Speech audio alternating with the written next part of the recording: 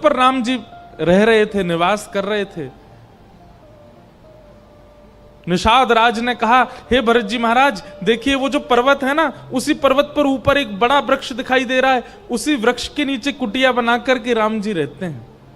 भरत जी ने जहां से उस पर्वत को देखा, कहते हैं भरत जी वहां से पैदल चल के नहीं गए, दंडवती परिक्रमा करते हुए गए, दंडवत करते हुए गए। क्यों? बोले जिस मार्ग पर मेरे भैया चल के गए वहां मैं चल के जाऊंगा। लेटे लेटे गए। कहते हैं एक मार्ग, एक समय ऐसा बीच में आया कि भरत जी मार्ग भटक गए, कहां जाना है। तो आकाश से देवता भरत जी की भक्ति को देख रहे थे, उन्होंने पुष्प वर्षा करके पगडंडी बना दी। भरत जी को बताया कि ऐसे जाइए आप। ऐसा भरत जी का प्रेम। लेकिन जो बात मुझे विशेष कहनी है वो सुनो। भरत जी का प्रेम कैसा? जैसे ही पहुंचे राम जी के पास, भरत जी ने जैसे ही राम जी को देखा वनवासी भेष में, अपनी भाभी को देखा वनवासी भेष में, छोटे भाई को देखा, भरत जी को पहली दृष्टि पड़ती तो मूर्छा आ गई, मूर्छित हो गए भरत जी, देख ही नहीं पाए। और जब होश में आए, राम जी के चरणों से लिपट गए। भैया आपने मेरी प्रतीक्षा क्यों नहीं की? आप क्यों चले आए वन में? राम जी बोले, क्योंकि मुझे पता है तुम आ गए होते तो मेरा कभी वनवास होता ही नहीं। कहीं ना कहीं राम जी को सबरी की याद है, कहीं ना कहीं राम जी को जटायु का याद है, कहीं ना कहीं राम जी को हनुमान जी का स्मरण है। इन भक्तों के स्मरण के लिए ठाकुर जी सोच रहे हैं कि मुझे वनवास करना ही पड़ेगा। और भरत यदि आ गया होता तो राम जी का वनवास कभी नहीं होता। भरत, अब देखो रोना नहीं है, तुम मेरे छोटे भाई हो, मैं तुम्हारा बड़ा भाई हूं। भरत जी ने बताया, पूज्य पिताजी भगवत धाम चले गए। राम जी बहुत रोए। एक दिन एक रात्रि राम जी ने ना तो शयन किया, ना भोजन किया, ना जलपान किया, पिताजी की याद में। सब अयोध्या के लोग वहीं चित्रकूट पर्वत पर ही सब बैठे हैं और सब प्रतीक्षा कर रहे हैं कि राम जी वापस चलें। राम जी ने कहा, देखो भरत, पिताजी की अनुपस्थिति में ज्येष्ठ पुत्र को राज्य गद्दी संभालनी चाहिए। मैं वनवास में हूं, इसलिए अब तुम अयोध्या के राजा हो और जाकर के वहां का राजपाट संभालो। माताओं का ध्यान रखना, अपना भी ध्यान रखना। भरत जी घुटनों पर बैठे हैं और हाथ जोड़ करके सुन रहे हैं, और सुनते सुनते कह रहे हैं,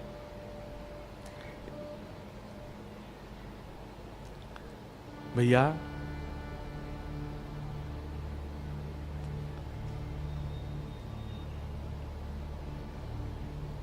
आप वापस अयोध्या नहीं चलेंगे? भरत जी, राम जी कहते हैं, मैं पिता के आज्ञा का पालन करूंगा, 14 वर्ष बाद ही आऊंगा वापस।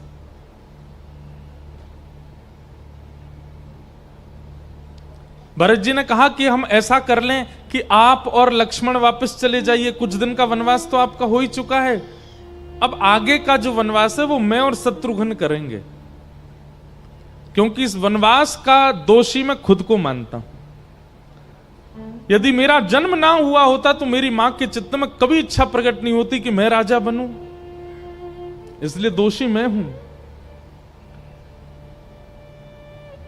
आगे का वनवास मैं कर लूंगा, पिता की आज्ञा भी पूरी हो जाएगी और अयोध्या के लोग प्रसन्न हो जाएंगे, आप राजा, और मैं बहुत प्रसन्न होऊंगा नाथ यदि आप अयोध्या वापस जाते हैं तो।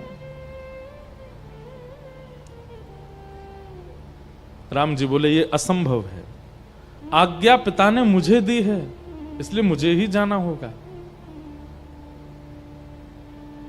तो भरत जी अपने आंसू पहुंचे, बहुत देर तक तो मनाते रहे, धीमे धीमे पैर पकड़ के हाथ जोड़ करके मनाते रहे।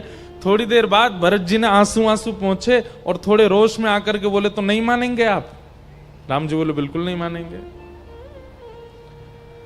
अच्छा भैया एक बात बताइए, राजा की अनुपस्थिति में राजा राज्य गद्दी का अधिकारी कौन होता है? राम जी बोले, तो सामान्य सी बात है, राजा की अनुपस्थिति में उसका जो बेटा, बड़ा बेटा है, वो राज्य गद्दी का अधिकारी। भरत जी बोले बड़ा बेटा आप अभी वन में हैं, तो आप तो वनवासी हैं, तो आपकी अनुपस्थिति में अब राज्य गद्दी का अधिकारी कौन? राम जी हंस के बोले वो तो मैं कह ही रहा हूं, तुम अधिकारी हो। मैं अयोध्या का राजा हूं, अगर अभी देखा जाए प्रैक्टिकली अयोध्या का राजा मैं हूं। राम जी बोले हां अभी तुम ही हो, क्योंकि मैं तो वनवासी भेष में हूं, लक्ष्मण मेरे साथ है, बच्चे तुम ही हो राजा।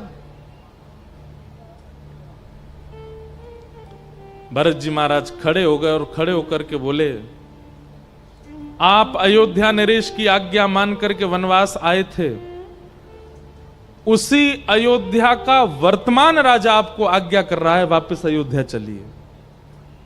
जब राजा की आज्ञा आपके लिए इतनी बड़ी है, इतनी महत्वपूर्ण है, तो उस समय के राजा ने आज्ञा की थी कि वन में जाओ, और इस वक्त अयोध्या का राजा मैं हूं, मैं आपको आज्ञा करता हूं। निवेदन नहीं है, प्रार्थना नहीं है, आज्ञा, चलिए वापस।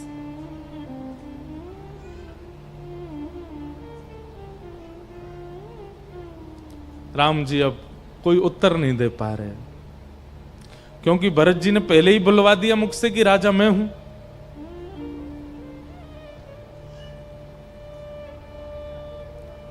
राम जी बोले ये बात उचित नहीं है। बोले कि आप यहां सभा में किसी से ऐसा कहवा दीजिए कि ये बात उचित नहीं है। अगर कोई बोल दे कि मेरी बात अनुचित है तो आप वापस आ जाइएगा। वहां बैठे हर व्यक्ति ने भरत जी की बात को उचित बताया। बोले नहीं भरत जी ठीक कह रहे हैं, बिल्कुल आप राजा की आज्ञा बार बार बोल रहे हैं, तो फिर से राजा की आज्ञा है, वापस चलिए। सीता जी और लक्ष्मण जी को छोड़ करके वहां बैठे एक भी व्यक्ति ने राम जी का पक्ष नहीं लिया, सब भरत जी के पक्ष में चले गए। नहीं भरत जी सही कह रहे हैं, आपको वापस चलना चाहिए।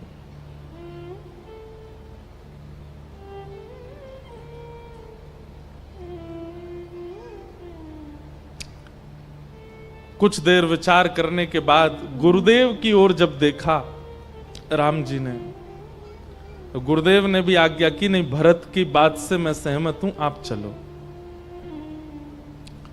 और राम जी उठकर के अयोध्या की ओर बढ़ने लगे। और जैसे ही पहला कदम ठाकुर जी ने अयोध्या की ओर बढ़ाया, वहां जितने भी लोग थे सब जय जयकार करने लगे, सबके मुखमंडल पर प्रसन्नता हो गई, सब आनंद में भर गए। आकाश में देवता भी आनंद में आ गए, सब प्रसन्न थे सिवाय एक राम जी के। राम जी प्रसन्न नहीं है। और उस समय भरत प्रसन्नता अप्रसन्नता में नहीं है, वो राम जी के मुखमंडल को गौर से देख रहे हैं। और जैसे ही राम जी के मुखमंडल पर उन्होंने मलिनता और जब अंतरंग कष्ट का अनुभव किया, सब यहां नाच रहे थे कि अब राम जी वापस चलेंगे, अब कोई वनवास नहीं होगा, अब सब ठीक हो गया, हमारी अयोध्या के सारे कष्ट दूर हो गए, अब राम जी वापस चलेंगे। लेकिन उसी समय उस उत्सव को विश्राम किया और भरत जी महाराज हाथ जोड़ करके बोले, प्रभु मेरा प्रेम ऐसा नहीं है कि मैं अपनी जिद में अपने प्रियतम को कष्ट दूं। यदि मेरे लिए और मेरे भाव की पूर्ति के लिए आप अयोध्या जा रहे हैं और उससे यदि आपको कष्ट है, तो मैं ऐसा कष्ट नहीं दे सकता। मेरा प्रेम ऐसा नहीं है। मेरा प्रेम तो तत्सुखे सुखित्वम, आप जिसमें सुखी हैं मैं उसमें सुखी हूं। यदि आपको अयोध्या जाने में कष्ट होगा नाथ, क्षमा कीजिए, आप मत जाइए। मैं आपको हठ पूर्वक दुखी करके, परेशान करके, इस प्रकार आपके मलिन चेहरा करके मैं आपको नहीं लेके जा सकता। बंधुओं, ये प्रेम की अवस्था हर किसी के चित्त में नहीं होती। कई बार प्रेम में हम हठीले हो जाते हैं, हमारी बात माननी पड़ेगी, हम ऐसा कह रहे हैं आपको करना पड़ेगा। पर प्रेम पवित्र और प्रेम शुद्ध कब होता है कि हम सह लेंगे लेकिन हमारा प्रेमी ना सहे, उसके सुख में हम राजी। उद्धव जब वृंदावन गए तो वृंदावन में गोपियों को जाकर के कह रहे थे आप जिस कृष्ण को अपना प्रियतम मानती हो ना, वो आपका प्रियतम नहीं है, वो परब्रह्म है, जगदीश्वर है, जगदाधार है, वो जगन्नाथ है, वो भगवान है साक्षात। और भगवान किसी एक के नहीं होते, सबके होते हैं। आप उनको प्रियतम मान करके रोया मत कीजिए।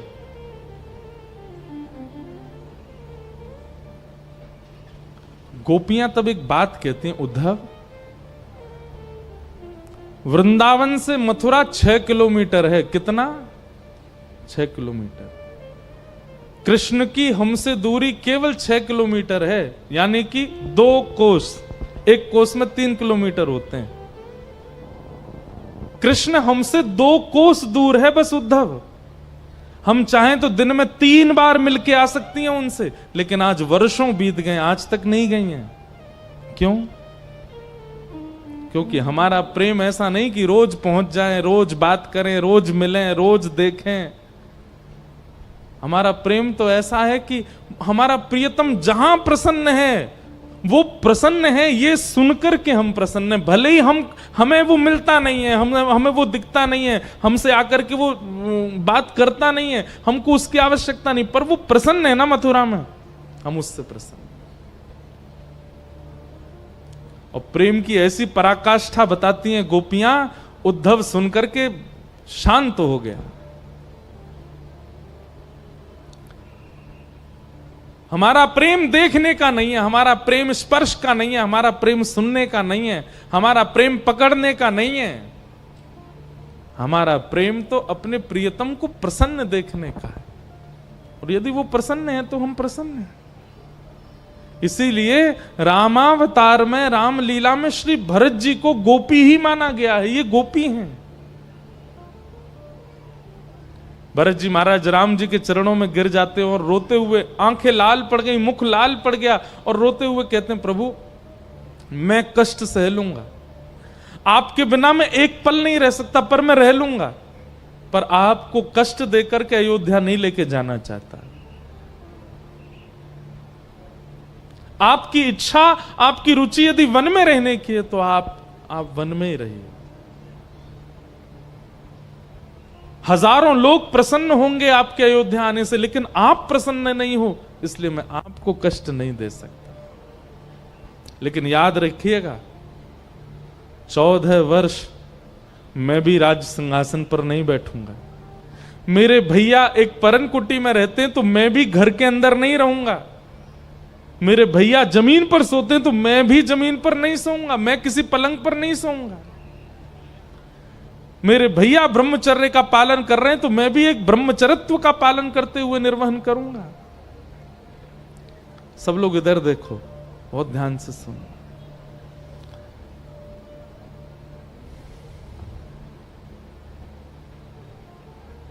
लेकिन 14 वर्ष से एक दिन भी अधिक यदि हुआ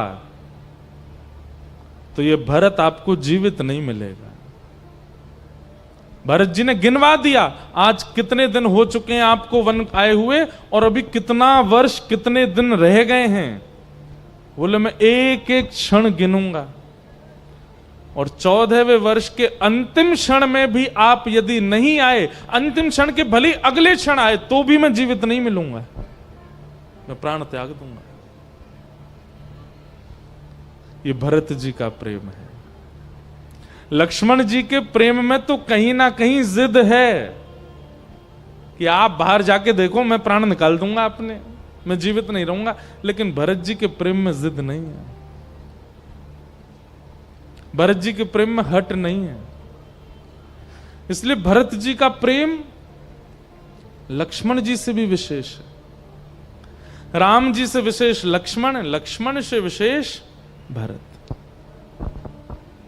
और भरत जी से भी विशेष हैं रामायण के एकदम गोपनीय पात्र जिनका नाम है शत्रुघ्न जी महाराज। क्यों? शत्रुघ्न जी हमेशा पर्दे के पीछे ही रहे हैं, उनकी चर्चा मंचों पर हुई नहीं है ज्यादा।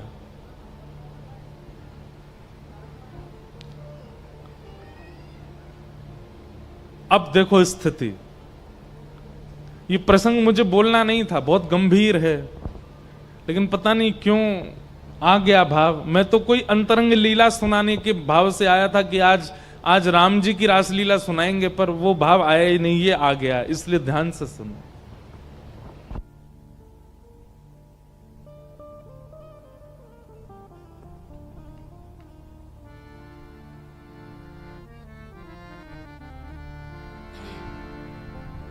श्री राम जय जय जय राम, श्री राम जय जय जय राम, श्री राम जय जय राम,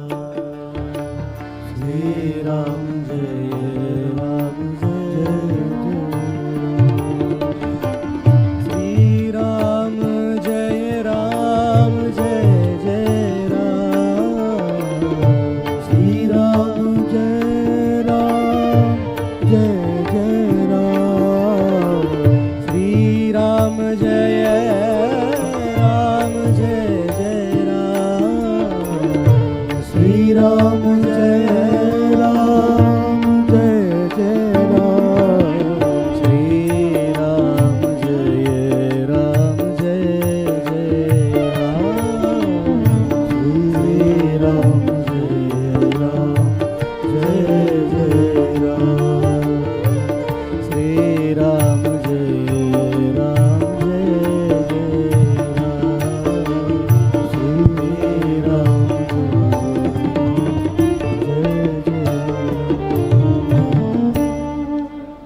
शत्रुघ्न जी महाराज, सब लोग इधर देखो, इधर देखो, ध्यान से सुनो। शत्रुघ्न जी का प्रेम भरत जी से भी श्रेष्ठ है। अब भरत जी की बात सुनकर के लगता नहीं होगा कि इनसे भी अच्छा कोई प्रेम हो सकता है, पर शत्रुघ्न जी का है। अब देखो, राम जी चले गए वन में, लक्ष्मण जी चले गए उनके साथ, भरत जी ने क्या किया? बोले भरत जी वापस अयोध्या लौट के आए ही नहीं। अयोध्या की सीमा पर ही पूरी प्रजा को भीतर करके, तीनों माताओं को भीतर करके अयोध्या में, और वहीं अपनी पत्नी और अपने सब परिवार को हाथ जोड़ करके बोले अब मैं अयोध्या में नहीं रहूंगा, मैं नंदग्राम में रहूंगा।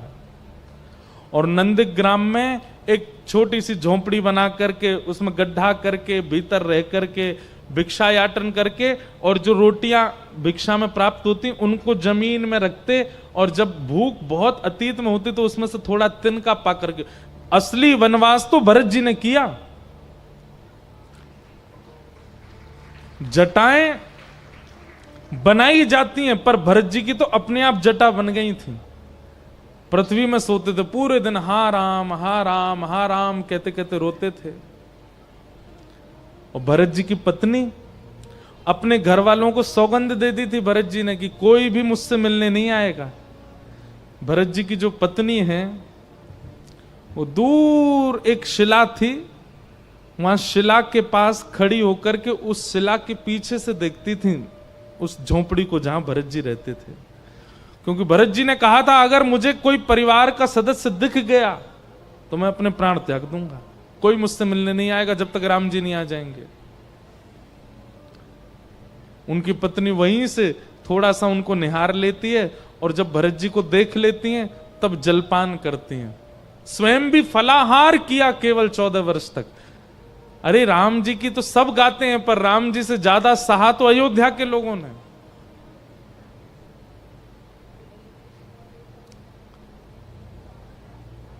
शत्रुघ्न जी महाराज का प्रेम विशेष क्यों है, अति विशेष क्यों है? बड़े भैया चले गए वन में, लक्ष्मण जी चले गए वन में, भरत जी चले गए नंदग्राम में, और पूरी अयोध्या की जिम्मेवारी अब शत्रुघ्न के ऊपर है।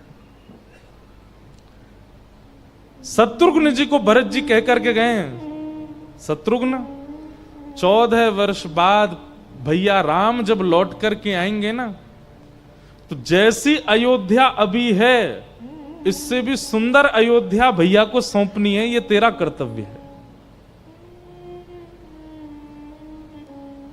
शत्रुघ्न जी लौट करके आए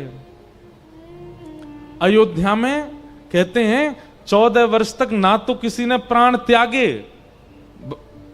दशरथ जी के अलावा, और ना किसी ने जन्म लिया। बालकों के जन्म भी नहीं हुए 14 वर्षों के भीतर, जब तक राम जी आ नहीं गए।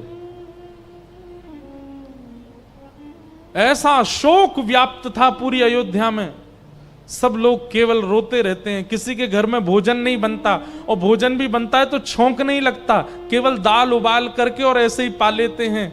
बच्चे रोते रहते हैं, बाहर बैठ करके उनको दूध पिला करके, मिठाई खिला करके पेट भर देते हैं। ऐसी स्थिति होने लगी। व्यापारी व्यापार नहीं करते, किसान खेती नहीं करते, कर्मचारी अपने कार्य नहीं करते, रोड साफ करने वाले, पूरे अयोध्या नगरी में साफ सफाई करने वाले कर्मचारी जन भी बैठे रहते हैं, कोई सफाई नहीं करता। कोई जाके पूछता, अरे भाई तुम मार्गों की सफाई क्यों नहीं करते? तो कहते हैं जिस मार्ग से राम जी को निकलना नहीं है उसको साफ करके क्या फायदा। ऐसी स्थिति, और ऐसी स्थिति में पूरी अयोध्या शत्रुघ्न जी के ऊपर है।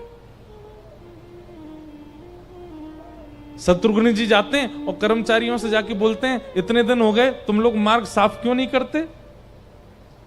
राम जी को निकलना नहीं तो साफ क्यों करें? शत्रुघ्न जी कहते हैं, अच्छा, बहुत अच्छी बात है, बहुत बढ़िया है, ये झाड़ू आदि सब फेंक दो। 14 वर्ष में पूरी अयोध्या में धूल मिट्टी हो जाए, कचड़ा हो जाए, इतनी मैली अयोध्या हो जाए कि राम जी जब लौट करके आवे तो अपनी नगरी को पहचान ही नहीं पाए। तुम यही तो चाहते हो। एक तो 14 वर्ष इतना कष्ट पा रहे हैं वन में, और 14 वर्ष बाद जब लौट करके आवे तो अपनी अयोध्या को देख करके और पीड़ित हो जाएं। यही तो तुम चाहते हो। अरे 14 वर्ष की बात है, तुमको तो यह सोचना चाहिए कि प्रतिदिन हम अयोध्या को इतना चमकाएं, इतना इतना सुंदर बना दें कि जैसे ही राघवेंद्र सरकार 14 वर्ष बाद लौट करके आए, दूर से ही देख करके अपने परिकर से कहें, अरे भैया ये ऐसी सुंदर स्वर्ण जैसी जो चमक रही है सामने नगरी, है कौन सी नगरी है? और कोई उनके कान में कह दे ये अयोध्या नगरी है। ये सुन करके 14 वर्ष का अपने सारे वनवास का कष्ट राम जी भूल जाएं। ऐसा विचार करके तुमको पूरी अयोध्या को साफ करना चाहिए। भरत जी, शत्रुघ्न जी का काम क्या है?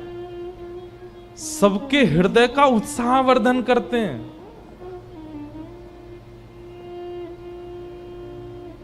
देखिए, कष्ट सबके जीवन में आता है, पर उस कष्ट के समय पर कई लोग आपको सिंपैथी दे जाते हैं, कई लोग आपके पीठ पे हाथ थपथपा जाते हैं, कई लोग कहे सब ठीक हो जाएगा, सब बढ़िया हो जाएगा, कहने वाले सब होते हैं, पर साथ खड़े रहने वाला व्यक्ति वो हमेशा याद रहता है। मेरे जीवन में ऐसी स्थिति आई थी, पर ये हमारे साथ खड़ा था। भाई इसने मुझे करोड़ों रुपया दिया, इसने मुझे गाड़ी दी, इसने मुझे ये दिया, पर मेरी कष्ट के समय पर ये मेरे साथ खड़ा था। वो काम शत्रुघ्न जी करते हैं। अयोध्या के घर घर में जाते हैं और घर घर में जाकर के हंसी करते हैं, मजाक करते हैं, वहां के लोगों को आनंद कराते हैं, ताकि कोई दुखी ना हो, कोई व्याकुल ना हो।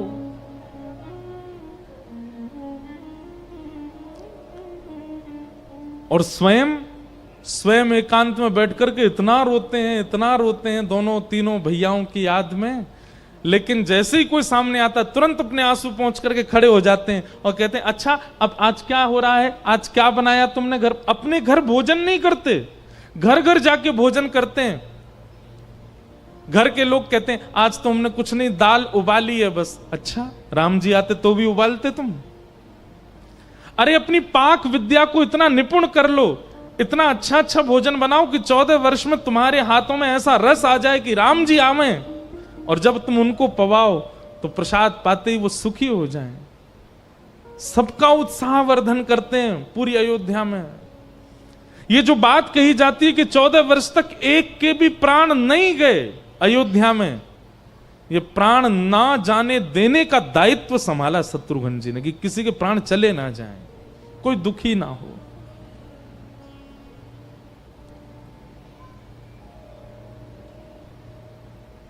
अपने घर आते हैं, तीनों माताएं अपने अपने कक्ष में हैं, ना कुछ खाती हैं, ना कुछ पीती हैं, ना कुछ बोलती हैं। शत्रुघ्न जी महाराज आते हैं और आकर के जब घर की स्थिति देखते हैं सब रो रहे हैं। शत्रुघ्न जी बीच आंगन में बैठ जाते हैं और जोर जोर से कहने लगते हैं, अरे भैया सबको तो राम ही प्यारे हैं, सबको तो भरत ही प्यारे हैं, सबको तो लक्ष्मण ही प्यारे हैं, इस बेचारे छोटे शत्रुघ्न का तो कोई ध्यान ही नहीं रखता। इतने में कौशल्या जी निकल करके आती हैं और कौशल्या जी जैसे ही आती हैं तो जैसे राम जी कौशल्या से मिलते हैं शत्रुघ्न जी बिल्कुल वैसे ही बन जाते हैं राम जी की तरह। चरण जाकर के बिल्कुल वैसे ही स्पर्श करेंगे, अंक में मैया को बिल्कुल वैसे ही भर लेंगे और कहेंगे, मैया मैं तो सोया भी नहीं इतने दिन से, मेरा मन है आप बैठ जाओ, मैं आपकी गोद में सर रख के सो जाऊं। कौशल्या जी का हृदय भराता है जैसे मानो राम बोल रहा हो। तुरंत कौशल्या जी बैठ जाती हैं, आना बेटा आ तो सो जा। और तुरंत जैसे राम जी सोते हैं बिल्कुल वैसे ही मैया की गोद में सर रख देते हैं, उंगली पकड़ लेते हैं और कहते हैं, माँ वो जो लोरी भैया को आप सुनाती हैं मुझे भी सुनाओ ना।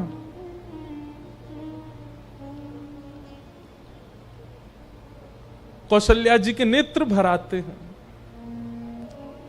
पता चलता है कि इतने दिनों से मां ने भोजन नहीं किया, कौशल्या जी ने कुछ पाया नहीं है, तो राम जी को जो अति प्रिय सब्जी है वो सब्जी कहकर के बनवाएंगे। मां आज वो सब्जी बनाओ ना। सब्जी का नाम सुनते ही कौशल्या जी मन में सोचती हैं, ये तो राम पाता है, ये तो राम को प्रिय है। और सामने बैठ कर के वैसे ही पाते हैं, मां के हाथ से पाते हैं, जैसे मानो कौशल्या को लगता हो कि साक्षात राम ही बैठे हैं। कौशल्या मैया को संभालते हैं और फिर उनके भवन से निकल करके जाते हैं। पेट भरा है, निद्रा है नहीं, लेकिन फिर दूसरी मां के कक्ष में जाते हैं। कैकेयी मां के पास जाकर के कहते हैं, मां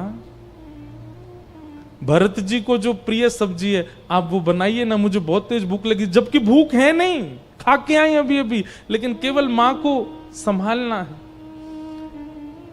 कैकेयी जी तो इतने कष्ट में है, इतने विरह में, क्योंकि भरत ने भरी सभा में त्याग किया है कि मैं आपको कभी मां नहीं बोलूंगा। शत्रुघ्न जी जब मां कहकर के बोलते हैं तो कैकेयी रोने लगते हैं।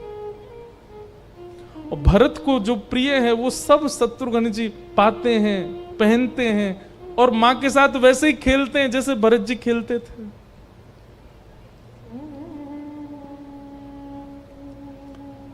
सबको संभालते हैं और सबको संभालने के बाद जब अपने कक्ष में जाते हैं, कक्ष में जाकर के गिर पड़ते हैं, रोने लगते हैं, अपने बाल खींचते हैं, चीखते हैं, मैं कैसे अपने आप को संभालूं, सबको तो मैं संभाल रहा हूं पर मेरी पीड़ा वो कैसे व्यक्त करूं।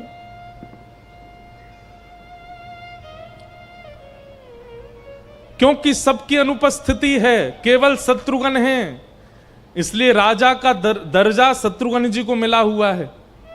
सुबह सुबह मंत्री, महामंत्री, सेनापति बड़े बड़े गाजे बाजे लेकर के शत्रुघ्न जी के द्वार पर आते हैं और जैसे एक राजा को उठाया जाता है एक वाद्य बजा करके, जय जयकार करके, वैसे शत्रुघ्न जी को सब उठाते हैं। शत्रुघ्न जी को इतना क्रोध आता है कि ये लोग वाद्य बजा रहे हैं, ये लोग जय जयकार कर रहे हैं मेरी और मेरे भाई वहां वन में, लेकिन तुरंत अपने आप को रोकते हैं। इनका क्या दोष, इनका कोई दोष तो नहीं। तुरंत अपना जो क्रोध है उसको शांत करते हैं, प्रसन्न मुद्रा धारण करते हैं, वस्त्र धारण करते हैं और बड़ी प्रसन्न अवस्था में बाहर निकल के आते हैं। आज तुमने बहुत अच्छा संगीत बजाया, मुझे बहुत अच्छा लगा, ऐसे अभ्यास करो, जब राम जी आएंगे ना उनको सुनाना, प्रसन्न हो जाएंगे। तुम बहुत अच्छा गा रहे थे, तुम्हारा स्वर मुझे बहुत अच्छा लगा। सबका उत्साह वर्धन करते हैं श्री शत्रुघ्न जी। एक प्रसंग तो ऐसा है, शत्रुघ्न जी को खबर मिली कि गौशाला में बछड़े बछिया गाय का दूध नहीं पीते और गाय भी चारा नहीं खाती। शत्रुघ्न जी गौशाला गए और गौशाला जाकर के गायों से बोले, आप सब चारा क्यों नहीं खाती हैं? और चारा ना खाने की वजह से आपका दूध नहीं बनता, इन बालकों का पेट नहीं भरता, आप ऐसा क्यों कर रही हैं?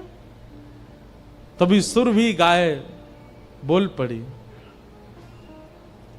हम दूध किसी व्यक्ति विशेष के लिए प्रकट नहीं करती हैं, किसी का पेट भरने के लिए दूध नहीं बनाती हैं अपने अपने थनों में। हमारे तो दूध का निर्माण का भी केवल एक ही उद्देश्य था कि राम जी का अभिषेक होगा, राम जी पान करेंगे, राम जी उसका आस्वादन करेंगे, हमारा किसी रूप में दूध का भोग उनको लगेगा, इसलिए हम करती थी। अब जब राम ही नहीं है तो फिर क्यों प्रकट करें? शत्रुघ्न जी वहीं बैठ गए, बैठ करके बोले, अच्छा तो आप लोग इसलिए चारा नहीं खा रहे हैं? हाँ ठीक है, बिल्कुल मत खाइए। ग्वारिया को बुला के कहा, कल से इनको चारा वारा डालना ही नहीं, जब खाना नहीं तो डालना क्यों? आप लोग अपने भाव में ही रहिए। मैं तो प्रतीक्षा कर रहा हूं 14 वर्ष बाद जब राम जी आएंगे तो राम जी का राज्याभिषेक होगा, और राज्याभिषेक में देवी आएंगे, देवता आएंगे, ऋषि आएंगे, संत आएंगे, बड़े बड़े महर्षि आएंगे। उस समय वशिष्ठ गुरु कहेंगे कि भाई पयः स्नानम, पय कहते हैं दूध को, दूध से स्नान कराओ राजकुमार का। तब मैं कहूंगा, हे गुरुदेव, हमारी अयोध्या में तो गायों के पास दूध है ही नहीं, उन्होंने चारा ही नहीं खाया, और किसी गैया ने चारा नहीं खाया तो उनके बच्चों ने दूध नहीं पिया, बड़े होकर के तुम्हारी जो ये बच्चियां हैं इनके भी गर्भ में दूध नहीं होगा। तब राम जी का अभिषेक करने के लिए अन्य गांवों की गायों का दूध मंगाना पड़ेगा, तब तुम देख के खुश हो जाओगी ना, किसी और गैया के दूध से राम जी का अभिषेक होगा तब। अरे तुमको तो यह सोचना चाहिए कि जैसे ही राम जी आवे, किसी पात्र में भर करके दूध ना ले जाया जाए, राम जी को तुम्हारे थनों के नीचे बैठा दिया जाए और अपने आप तुम्हारे चारों थनों से दूध निकलने लगे उनको देखते ही। ऐसा भाव रखना चाहिए। अयोध्या में दूध की धार बह चले, सरजू जी का पानी बिल्कुल श्वेत हो जाए राम जी के आते ही, और कोई पूछे ये क्या हुआ? बोले राम जी को देखते ही समस्त अयोध्या की गायों का मन वात्सल्य से भर गया और उनके थनों से अपने आप दूध निकलने लगा। तुमको तो ये सोचना चाहिए। ऐसा सुनते ही गायों ने चारा खाना शुरू कर दिया, बछड़ा बछियाओं ने दूध पीना शुरू कर दिया। ये श्री शत्रुघ्न जी महाराज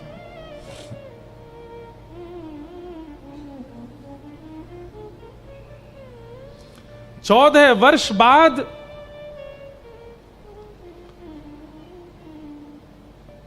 अयोध्या को यथा योग्य बना करके राम जी को देने का दायित्व निभाया शत्रुघ्न जी महाराज ने। तीनों माताएं, अयोध्या का पूरा राज शासन, सरजू जी, पर्वत, ये सब जैसे राम जी छोड़ के गए थे उससे भी ज्यादा व्यवस्थित। सत्य बता रहे हैं, राम जी जब पुष्पक विमान में आ रहे थे तो राम जी के साथ यही हुआ। दूर से अयोध्या को देखा तो जब पहली बार लंका को देखा था तो लंका देख करके राम जी के मन में आया, ये लंका कितनी सुंदर है, ऐसी सुंदर हमारी अयोध्या होती। लेकिन आज पुष्पक विमान से जैसे अयोध्या को देखा 14 वर्ष बाद, राम जी आश्चर्यचकित हो गए और आश्चर्य में सीता जी से, लक्ष्मण जी से बोले, लखन देखना ये हमारी अयोध्या है, ये सरजू जी का जल है, ये हमारे अयोध्या की पर्वत श्रृंखला है, ये हमारी अयोध्या की खेती बाड़ियां हैं, ये हमारी अयोध्या के घर हैं। लक्ष्मण जी बोले, हां भैया। राम जी मन में सोचे, ऐसा लग रहा है देख करके कि मेरे वन गमन का किसी को वियोग ही नहीं हुआ। हनुमान जी महाराज कहते हैं, बोले भगवान वियोग तो हुआ है, लेकिन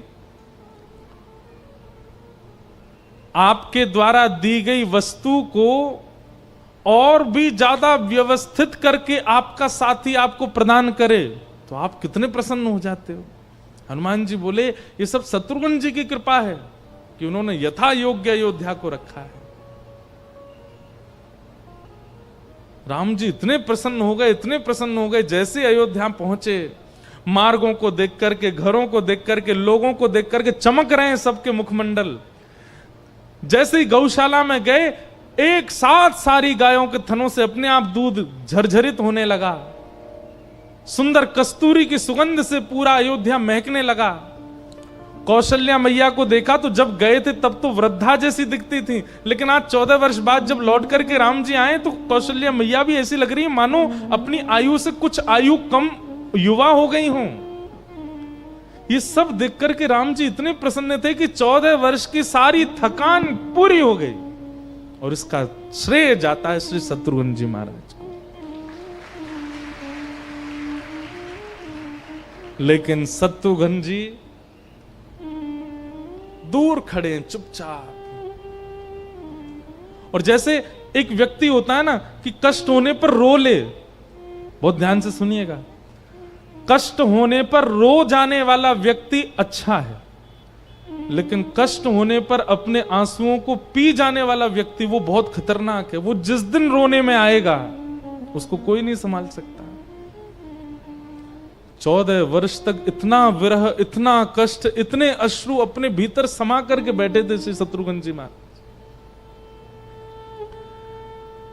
लेकिन आज जैसे ही राम जी ने शत्रुघ्न जी को देखा और अपनी ओर इशारा करके बुलाया, आओ इधर शत्रुघ्न, इधर आओ मेरे पास, तो शत्रुघ्न जी चलते चलते चलते बीच में ही बेहोश होकर के गिर पड़े और पूरा शरीर कंपायमान होने लगा, नेत्रों से अश्रु गिरने लगे। ऐसी विरह अवस्था शत्रुघ्न जी की, तो विरह अवस्था राम जी के आने के बाद प्रकट हुई है। एक पूरी रात्रि राम जी अपने हृदय से लगा करके रखे शत्रुघ्न जी को। ऐसे श्री शत्रुघ्न जी महाराज।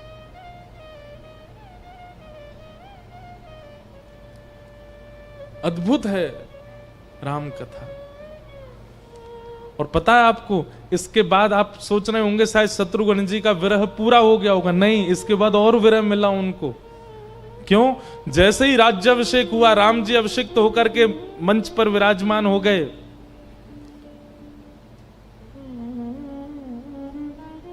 तभी सबसे पहला संदेशा आया मधुपुरी, हमारे मथुरा से। और संदेशा आया कि भगवान, एक मधु नाम का दैत्य है, उसने यमुना के समीप इस नगरी को बहुत बुरी तरह से क्षतिग्रस्त कर रखा है। आपसे प्रार्थना करना चाहते हैं कि आप समस्त सेना के साथ आइए और आकर के इस नगरी को सुव्यवस्थित कीजिए। और संकेत में लिखा था ये वही नगरी है जहां द्वापर में आप जन्म लेने वाले हैं।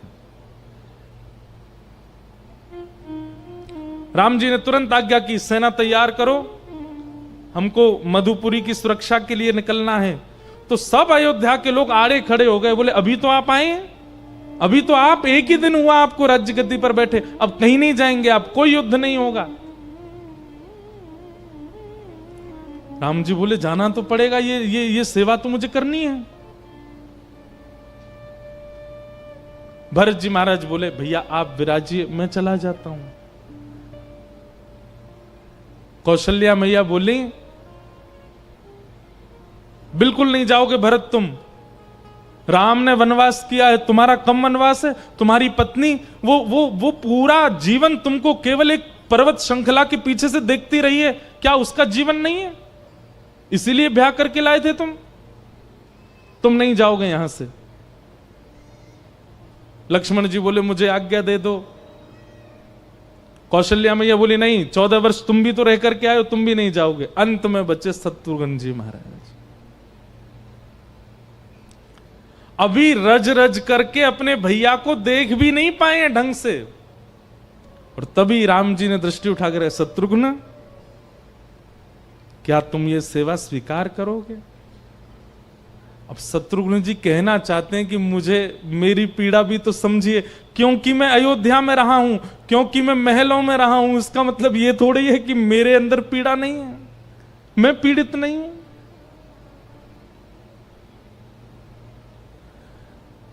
राम जी कहते हैं शत्रुघ्न सेना लेकर के तुम मधुपरी निकल जाओ।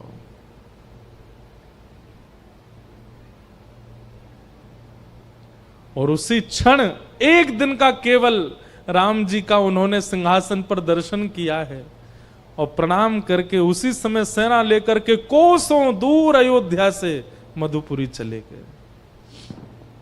और वहां जाकर के राक्षस का वध किया, पूरी नगरी को सुव्यवस्थित किया और राम जी को पत्र लिख करके भेजा कि भैया नगरी व्यवस्थित हो चुकी है, अब आगे क्या आज्ञा है। राम जी ने पत्र में लिख करके भेजा, जब तक हमें कोई वहां के लिए योग्य राजा नहीं मिलेगा तब तक तुम ही वहां के राजा बन के रहो। और वर्षों तक शत्रुघ्न जी मथुरा में ही रहे।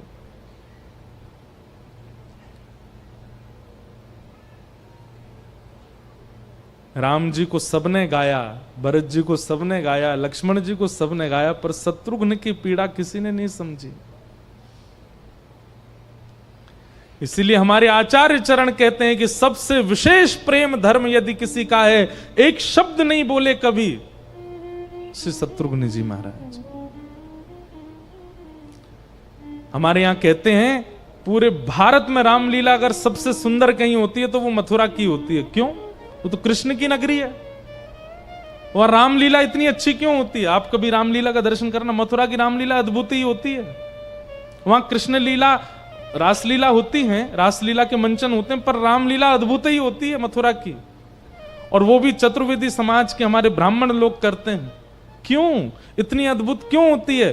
तो कहते हैं शत्रुघ्न जी महाराज का विरह अब फूटने लगा। अब वो रोक नहीं पाते थे, सिंहासन पर बैठे बैठे रोने लगते थे। हाँ राम, हाँ भरत, हाँ लक्ष्मण, हे मां सीते। अब जब ऐसे करके रोते हैं तब मथुरा के लोग व्याकुल हो जाते हैं कि ये इतना क्यों रो रहे हैं।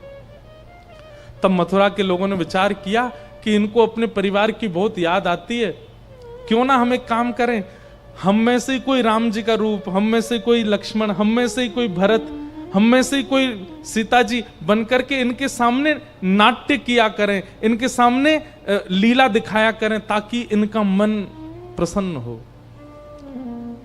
लक्ष्मण जी, शत्रुघ्न जी व्याकुल हृदय से बैठते हैं और मथुरा के ब्राह्मण समाज के चतुर्वेदी लोग वे सब लीला दिखाते हैं और वो लीला देख करके श्री शत्रुघ्न जी महाराज प्रसन्न होते हैं। वर्षों बाद फिर मथुरा के ब्रजवासियों ने पत्र लिखा राम जी को और तब पत्र में ये सारी बातें लिखी राम जी को कि आपने कभी विचार किया कि आपको अयोध्या इतनी सुंदर कैसे मिल गई, आपकी अयोध्या की गाय इतनी हृष्टपुष्ट कैसे मिल गई, श्री कौशल्या मैया इतनी युवा अवस्था में कैसे दिखने लगी? क्योंकि शत्रुघ्न जी ने संभाला है और आपने उन शत्रुघ्न जी को मथुरा भेज दिया। ठीक है, हम सबकी रक्षा हो गई, कम से कम अब एक दूसरा राजा चुन करके इनको वापस बुलाइए। तब राम जी को पता तो उनको सब है ही, पर लीला जिसको ठाकुर जी बहुत प्रेम करते हैं ना, उसको विरह बहुत देते हैं। संपूर्ण राम जी और पूरा परिवार फिर मथुरा आया। लक्ष्मण जी का परिवार, शत्रुघ्न जी का परिवार आगे बढ़ गया था, उन्हीं को राज्य गद्दी पर बिठा करके और श्री शत्रुघ्न जी को हृदय से लगा करके फिर वापस अयोध्या लेकर के गए।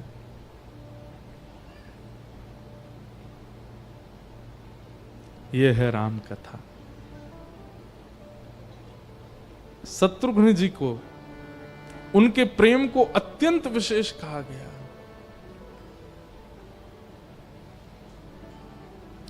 देता है कन्हाई जिसे प्रेम की दशा,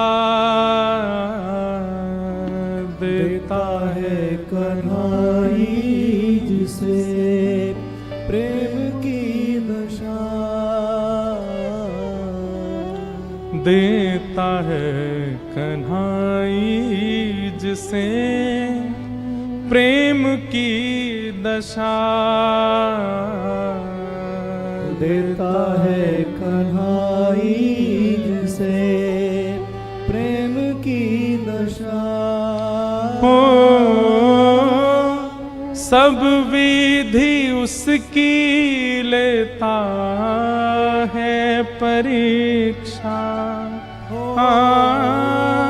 सब विधि उसकी लेता है परीक्षा। कैसे? एक बात कहूं बंधुओं, भक्ति भी यदि बहुत आसानी से मिल गई ना आपको, तो समझिएगा आपने कहीं गड़बड़ी तो की है, कहीं चूक तो की है। अगर आपका प्रेमी, प्रेमास्पद प्रियतम यदि बहुत सरलता से आपको मिल गया, कोई आपको परिश्रम विशेष करना नहीं पड़ा, मैं क्षमा प्रार्थी होकर के कहूं, वो प्रेम लंबे समय तक टिक नहीं पाएगा। क्यों? क्योंकि आप प्रेम के अभाव का भय देखा ही नहीं है आपने।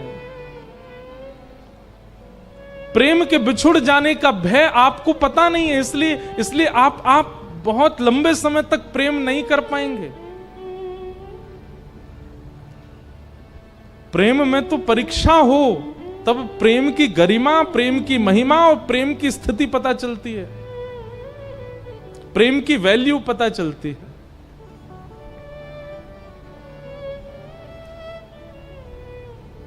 कभी निकट बुलाए, कभी निकट बुलाए, कभी दूरियां बढ़ाए, कभी दूरियां बढ़ाए, छलिया हाथ नहीं आए, छलिया हाथ नहीं आए, हमें श्याम ना मिला, हमें श्याम ना मिला, ओ श्याम ना मिला, हमें श्याम ना मिला।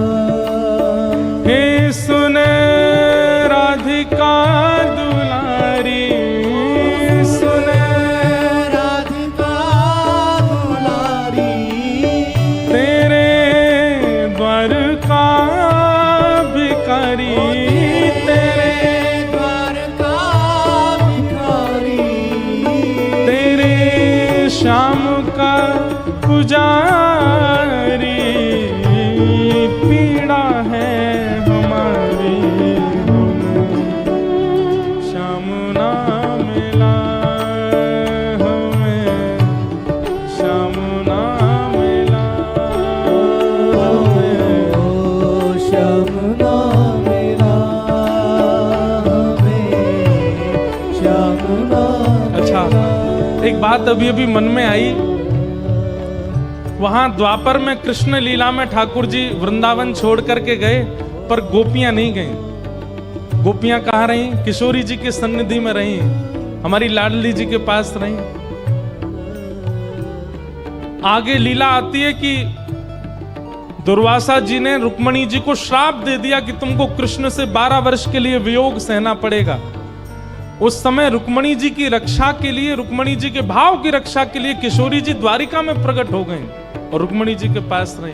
जब जब कृष्ण वियोग जिसको मिला है उसको किशोरी जी मिली। और आज एक बात ये प्रमाणित हो गई, जब शत्रुघ्न जी को भी अति विरह दिया गया तो उनको भी ब्रज ही भेजा गया, उनको भी मथुरा भेजा गया। प्रेम विरहियों की एकमात्र रक्षिका हैं हमारी किशोरी जी, हमारी लाडली जी। यदि प्रेम है चित्त में तो गाइए, भुजा उठा करके पुकारो, हे सुन राधिका दुलारी, राधिका दुलारी, तेरे द्वार का भिखारी, तेरे द्वार का भिखारी, तेरे श्याम का पुजारी, पीड़ा है हमारी, श्याम ना मिला, हमें श्याम ना मिला, हमें श्याम ना मिला, हमें श्याम ना मिला। हम सोचते थे कान्हा कहीं कुंजन में होगा, सोचते थे कहाँ कहीं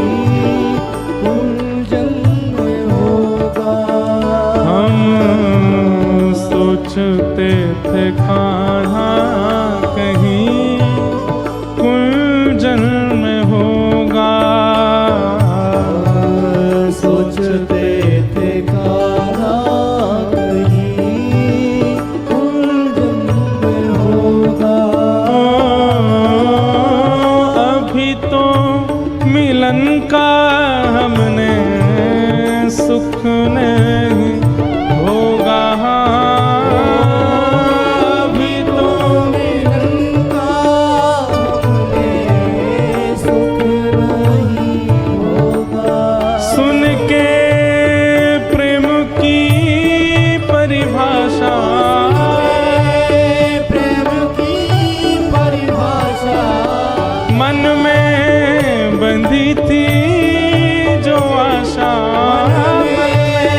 बंधी थी जो आशा, आशा हुई रे निराशा, झूठी दे गया दिलासा। श्याम ना मिला हमें, श्याम ना मिला हमें, श्याम ना मिला, श्याम ना मिला। हे सुन राधिका दुलारी, सुन राधिका दुलारी, तेरे द्वार का भिखारी, तेरे द्वार का भिखारी, तेरे श्याम का पुजारी, पीड़ा है हमारी। श्याम ना मिला हमें, श्याम ना मिला हमें, श्याम ना मिला, श्याम ना मिला। बोलो वृषभानु दुलारी की।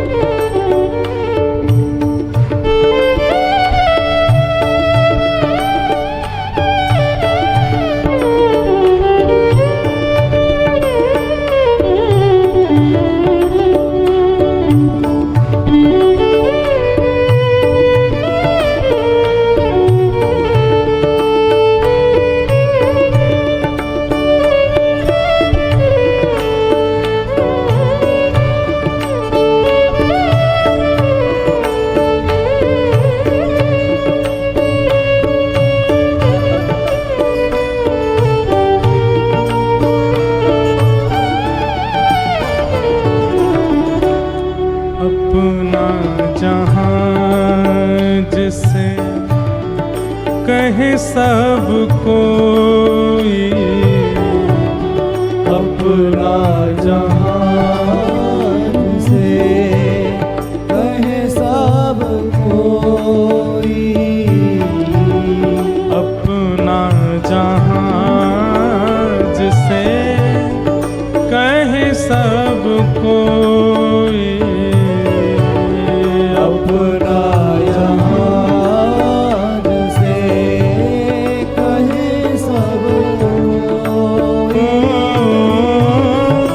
उसके लिए मैं कभी दिन रात रोई, उसके लिए ही मैं दिन रात रोई। नेह दुनिया से तोड़ा, नेह दुनिया से तोड़ा, नाता सबरे से जोड़ा, नाता सबरे से जोड़ा,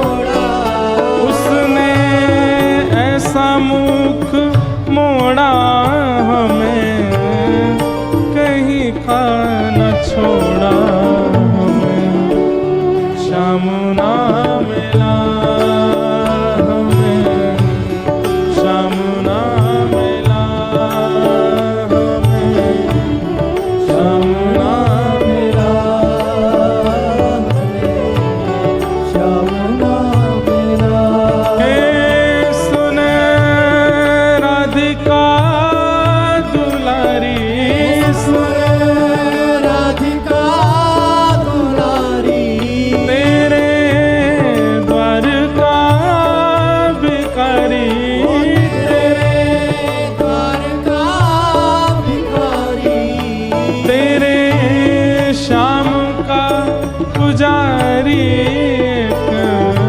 एक पीड़ा है हमारी,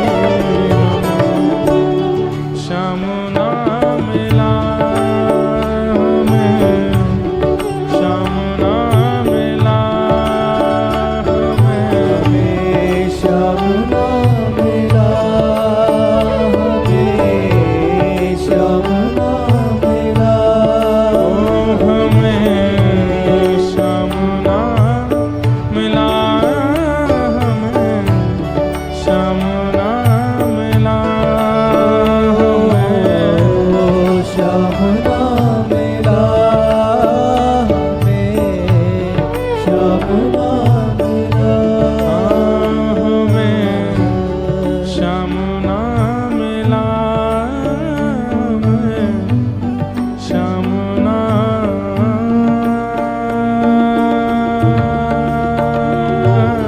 मिला।